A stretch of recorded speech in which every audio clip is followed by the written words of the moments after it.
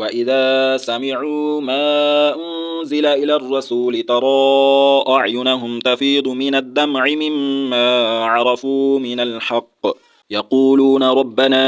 آمنا فاكتبنا مع الشاهدين وما لنا لا نؤمن بالله وما جاءنا من الحق ونطمع أن يدخلنا ربنا مع القوم الصالحين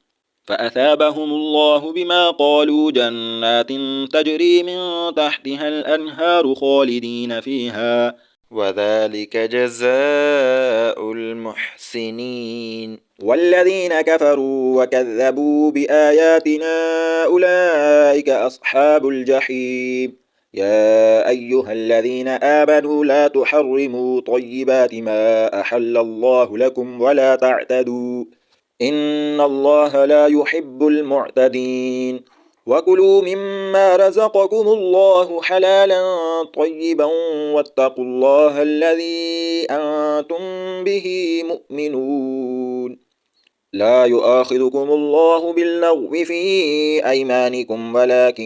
يؤاخذكم بما عقدتم الأيمان فكفارته إطعام 10 مساكين من أوسط ما تطعمون أهليكم أو كسوتهم أو تحرير رقبة فمن لم يجد فصيام 3 أيام ذلك كفارة أيمانكم إذا حلفتم واحفظوا أيمانكم كذلك يبين الله لكم آياته لعلكم تشكرون يا أيها الذين آمنوا إنما الخمر والميسر والأنصاب والأزلام رجس من عمل الشيطان فاجتنبوه لعلكم تفلحون إنما يريد الشيطان أن يوقع بينكم العداوة والبغضاء في الخمر والميسر ويصدكم عن ذكر الله وعن الصلاة فهل أنتم منتهون وأطيعوا الله وأطيعوا الرسول واحذروا فإن توليتم فاعلموا أنما على رسولنا البلاغ المبين ليس على الذين آمنوا وعملوا الصالحات جناح فيما طعموا إذا ما اتقوا وآمنوا وعملوا الصالحات ثم اتقوا وآمنوا ثم اتقوا وأحسنوا والله يحب المحسنين يا أيها الذين آمنوا ليبلونكم الله بشيء من الصيد تناله أيديكم ورماحكم ليعلم الله من يخافه بالغيب فمن اعتدى بعد ذلك فله عذاب أليم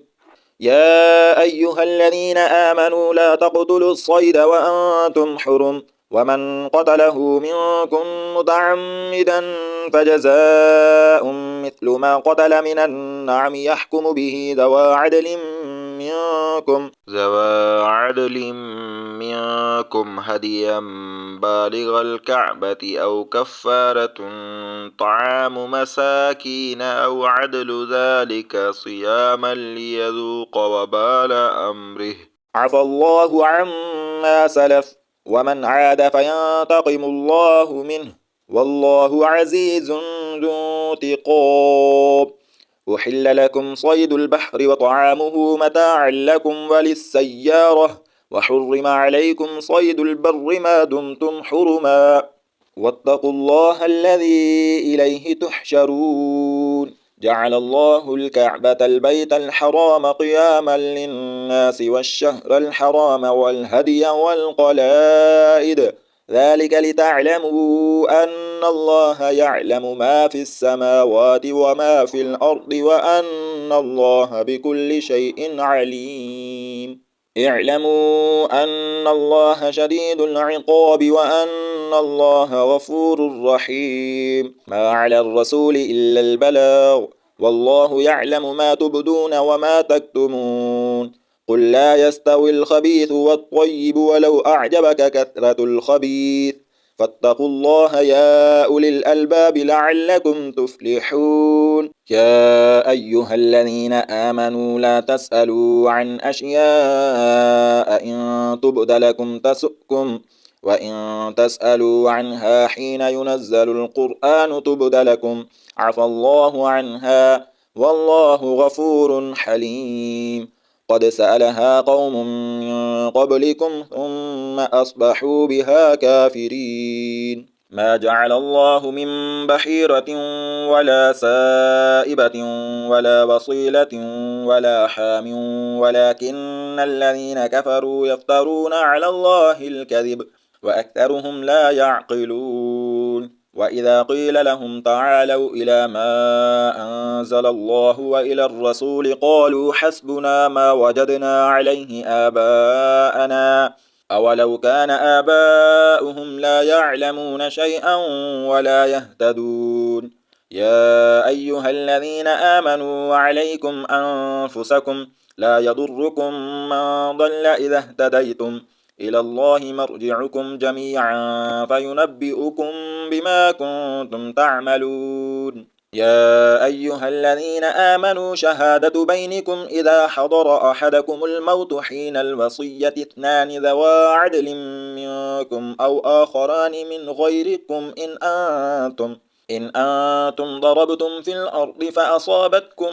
مصيبة الموت تحبسونهما من بعد الصلاة فيقسمان بالله إن ارتبتم لا نشتري به ثمنا ولو كان ذا قربى ولا نكتم شهادة الله إنا إذا لمن الآثمين. فإن عثر على أنهما استحقا إثما فآخران يقومان مقامهما من الذين استحق عليهم الأوليان فيقسمان بالله لشهادتنا أحق من شهادتهما وما اعتدينا إنا إذا لمن الظالمين. ذلك أدنى أن يأتوا بالشهادة على وجهها أو يخافوا أن ترد أيمان بعد أيمانهم واتقوا الله واسمعوا والله لا يهدي القوم الفاسقين. يوم يجمع الله الرسل فيقول ماذا أجبتم قالوا لا علم لنا إنك أنت علام الغيوب. إذ قال الله يا عيسى ابن مريم اذكر نعمتي عليك وعلى والدتك إذ أيدتك بروح القدس تكلم الناس في المهد وكهلا وإذ علمتك الكتاب والحكمة والتوراة والإنجيل وإذ تخلق من الطين كهيئة الطير بإذني فتنفخ فيها فتكون طيرا بإذني وتبرئ الأكمه والأبرص بإذني وإذ تخرج الموتى بإذني وإذ كففت بني إسرائيل عنك إذ جئتهم بالبينات فقال الذين كفروا منهم إن هذا إلا سحر مبين. وإذ أوحيت إلى الحواريين أن آمنوا بي وبرسولي قالوا آمنا واشهد بأننا مسلمون. إذ قال الحواريون يا عيسى ابن مريم هل يستطيع ربك أن ينزل علينا مائدة من السماء قال اتقوا الله إن كنتم مؤمنين. قالوا نريد أن نأكل منها وتطمئن قلوبنا ونعلم أن قد صدقتنا ونكون عليها من الشاهدين. قال عيسى ابن مريم اللهم ربنا أنزل علينا مائدة من السماء تكون لنا عيدا لأولنا وآخرنا وآية منك وارزقنا وأنت خير الرازقين. قال الله إني منزلها عليكم فمن يكفر بعد منكم فإني أعذبه عذابا لا أعذبه أحدا من العالمين. وإذ قال الله يا عيسى ابن مريم أأنت قلت للناس اتخذوني وأمي إلهين من دون الله قال سبحانك ما يكون لي أن أقول ما ليس لي بحق إن كنت قلته فقد علمته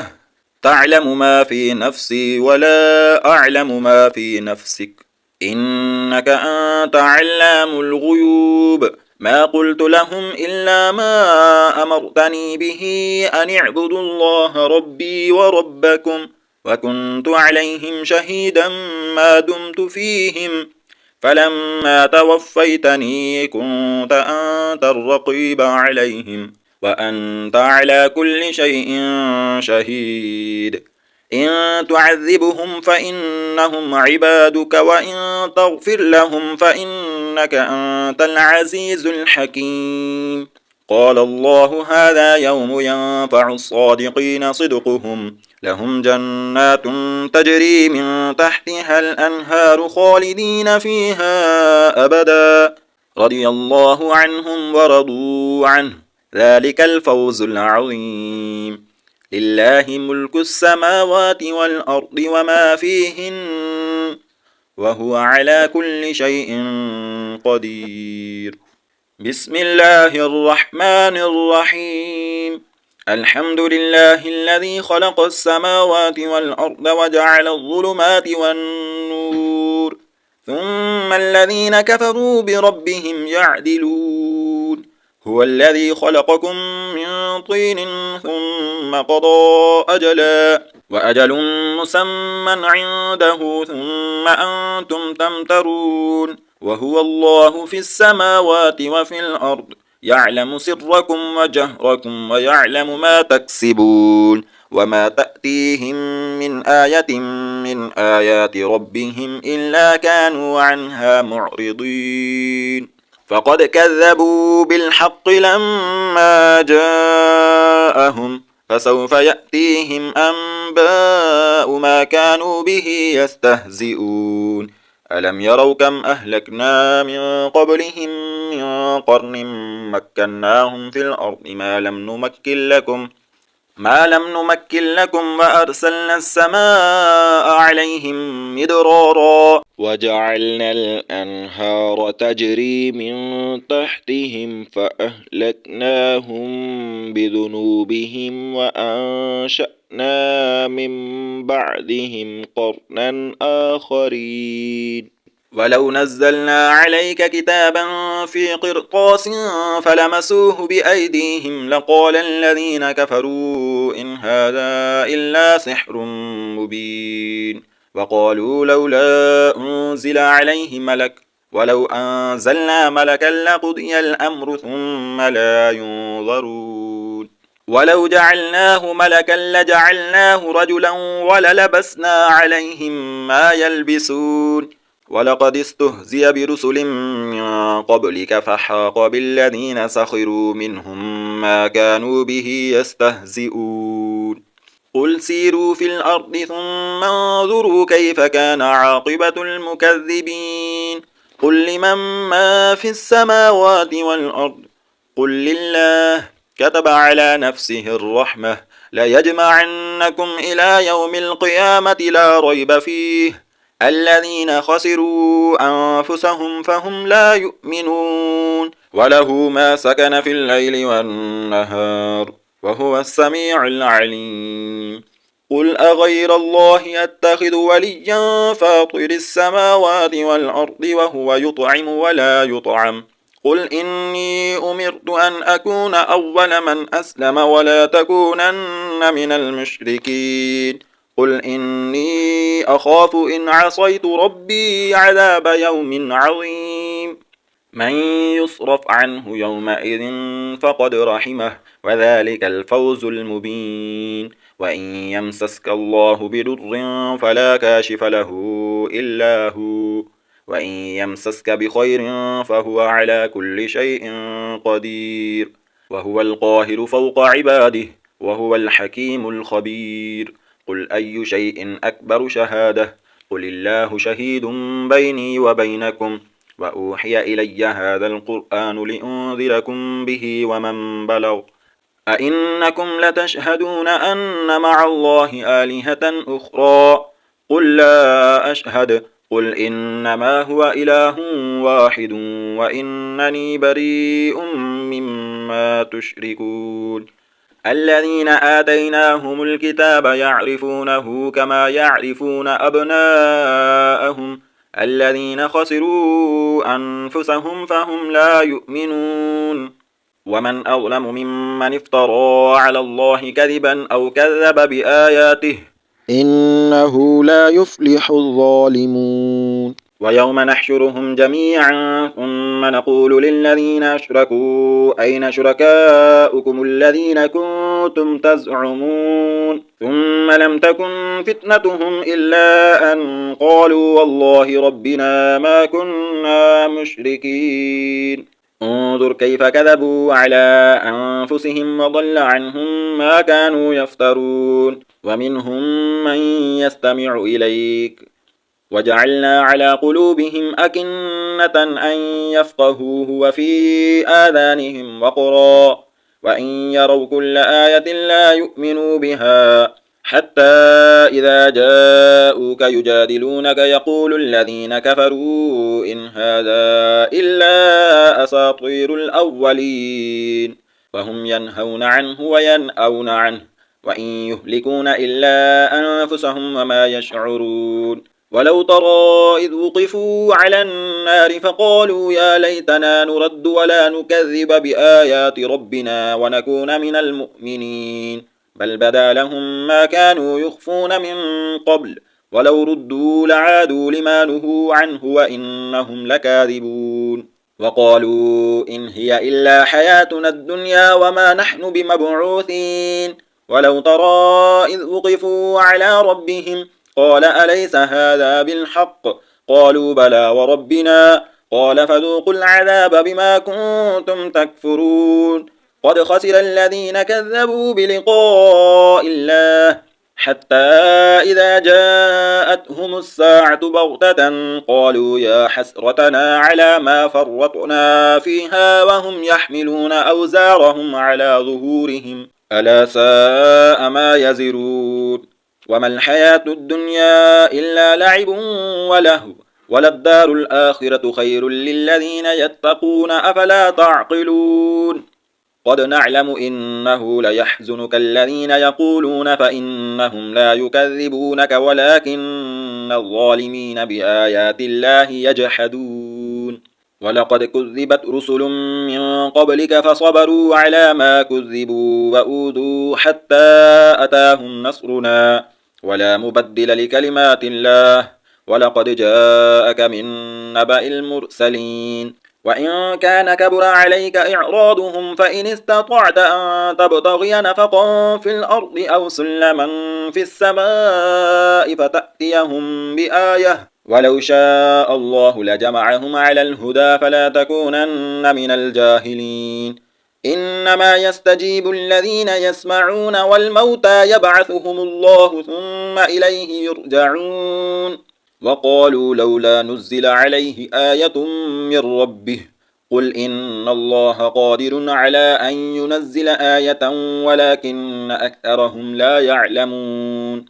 وما من دابة في الأرض ولا طائر يطير بجناحيه إلا أمثالكم ما فرطنا في الكتاب من شيء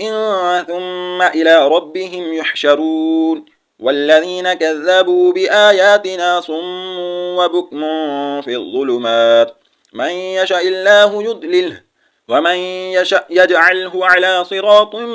مستقيم قل أرأيتكم إن أتاكم عذاب الله أو أتتكم الساعة أغير الله تدعون إن كنتم صادقين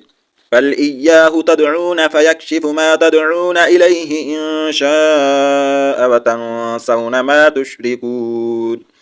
ولقد أرسلنا إلى من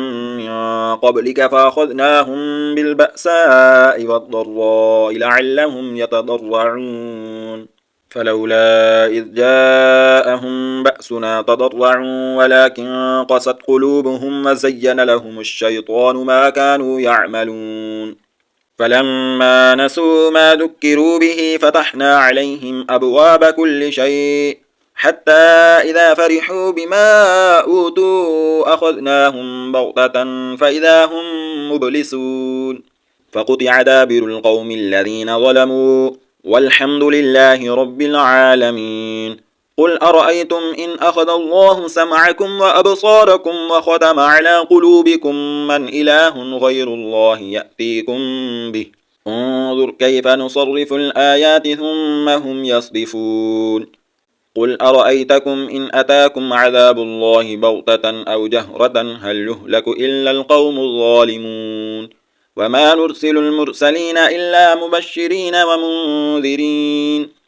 فمن آمن وأصلح فلا خوف عليهم ولا هم يحزنون والذين كذبوا بآياتنا يمسهم العذاب بما كانوا يفسقون قل لا أقول لكم عندي خزائن الله ولا أعلم الغيب ولا أقول لكم إني ملك إن أتبع إلا ما يوحى إلي قل هل يستوي الأعمى والبصير أفلا تتفكرون وأنذر به الذين يخافون أن يحشروا إلى ربهم ليس لهم من دونه ولي ولا شفيع لعلهم يتقون ولا تطرد الذين يدعون ربهم بالغداة والعشي يريدون وجهه ما عليك من حسابهم من شيء وما من حسابك عليهم من شيء فتطردهم فتكون من الظالمين وكذلك فتنا بعضهم ببعض ليقولوا أهؤلاء من الله عليهم من بيننا أليس الله بأعلم بالشاكرين وإذا جاءك الذين يؤمنون بآياتنا فقل سلام عليكم كتب ربكم على نفسه الرحمة أنه من عمل منكم سوءا بجهالة ثم تاب من بعده وأصلح فأنه غفور رحيم وكذلك نفصل الآيات ولتستبين سبيل المجرمين قل إني نهيت أن أعبد الذين تدعون من دون الله قل لا أتبع أهواءكم قد ضللت إذا وما أنا من المهتدين قل إني على بينة من ربي وكذبتم به ما عندي ما تستعجلون به إن الحكم إلا لله يقص الحق وهو خير الفاصلين قل لو أن عندي ما تستعجلون به لقضي الأمر بيني وبينكم والله أعلم بالظالمين وعنده مفاتح الغيب لا يعلمها إلا هو ويعلم ما في البر والبحر وما تسقط من ورقة إلا يعلمها ولا حبة في ظلمات الأرض ولا رطب ولا يابس إلا في كتاب مبين وهو الذي يتوفاكم بالليل ويعلم ما جرحتم بالنهار ثم يبعثكم فيه ليقضى أجل مسمى ثم إليه مرجعكم ثم ينبئكم بما كنتم تعملون وهو القاهر فوق عباده ويرسل عليكم حفظه حتى إذا جاء أحدكم الموت توفته رسلنا وهم لا يفرطون ثم ردوا إلى الله مولاهم الحق ألا له الحكم وهو أسرع الحاسبين قل من ينجيكم من ظلمات البر والبحر تدعونه تضرعا وخفية لئن أنجانا من هذه لنكونن من الشاكرين قل الله ينجيكم منها ومن كل كرب ثم أنتم تشركون قل هو القادر على أن يبعث عليكم عذابا من فوقكم أو من تحت أرجلكم أو يلبسكم شيعا ويذيق بعضكم بأس بعض انظر كيف نصرف الآيات لعلهم يفقهون وكذب به قومك وهو الحق قل لست عليكم بوكيل لكل نبأ مستقر وسوف تعلمون وإذا رأيت الذين يخوضون في آياتنا فأعرض عنهم حتى يخوضوا في حديث غيره وإما ينسينك الشيطان فلا تقعد بعد الذكرى مع القوم الظالمين وما على الذين يتقون من حسابهم من شيء ولكن ذكرى لعلهم يتقون وذر الذين اتخذوا دينهم لعبا ولهوا وغرتهم الحياة الدنيا وذكر به أن تبسل نفس بما كسبت ليس لها من دون الله ولي ولا شفيع، وإن تعدل كل عدل لا يؤخذ منها. أولئك الذين أبصلوا بما كسبوا، لهم شراب من حميم وعذاب أليم بما كانوا يكفرون. قل أندعو من دون الله ما لا ينفعنا ولا يضرنا ونرد على أعقابنا بعد إذ هدانا الله كالذي استهوته الشياطين في الأرض حيران له أصحاب يدعونه إلى الهدى ائتنا. قل إن هدى الله هو الهدى، وأمرنا لنسلم لرب العالمين، وأن أقيموا الصلاة واتقوه، وهو الذي إليه تحشرون. وهو الذي خلق السماوات والأرض بالحق، ويوم يقول كن فيكون قوله الحق، وله الملك يوم ينفخ في الصور، عالم الغيب والشهادة، وهو الحكيم الخبير. وإذ قال إبراهيم لأبيه آزر أتخذ أصناما آلهة إني أراك وقومك في ضلال مبين. وكذلك نري إبراهيم ملكوت السماوات والأرض وليكون من الموقنين. فلما جن عليه الليل رأى كوكبا قال هذا ربي، فلما أفل قال لا أحب الآفلين. فلما رأى القمر بازغا قال هذا ربي، فلما أفل قال لئن لم يهدني ربي لأكونن من القوم الضالين.